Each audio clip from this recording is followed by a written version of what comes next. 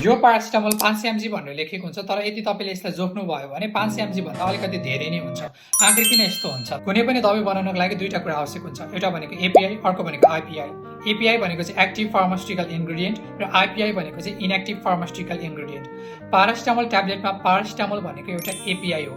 त्यस्तो सब्स्टेन्स जुन चाहिँ तपाईँले खाइसके पछाडि चाहिँ बडीमा गएर थेरापिटिक रेस्पोन्स देखाउँछ भने त्यसलाई एपीआई भनिन्छ। पारासिटामोल ट्याब्लेटमा पारासिटामोल बाहेक अरू पनि धेरै कुराहरू एड गरिएको हुन्छ, जस्तै बाइन्डर्स जसले चाहिँ पाउडर्सहरूलाई बाँधेर राख्छ, डिसइन्टिग्रेन्ट्स जसले चाहिँ तपाईँको स्टमक अथवा इन्टेस्टाइनमा पुगिसके पछाडि त्यो ट्याब्लेटलाई टुक्रिन मद्दत गर्छ, लुब्रिकेन्ट्स, कलरिङ एजेन्ट्स, फ्लेभरिङ एजेन्ट्स, पिलर्सहरू जसले चाहिँ ट्याब्लेटको एउटा सर्टेन आकार अथवा चाहिँ वेट दिनलाई मद्दत पुर्याइरहेको हुन्छ।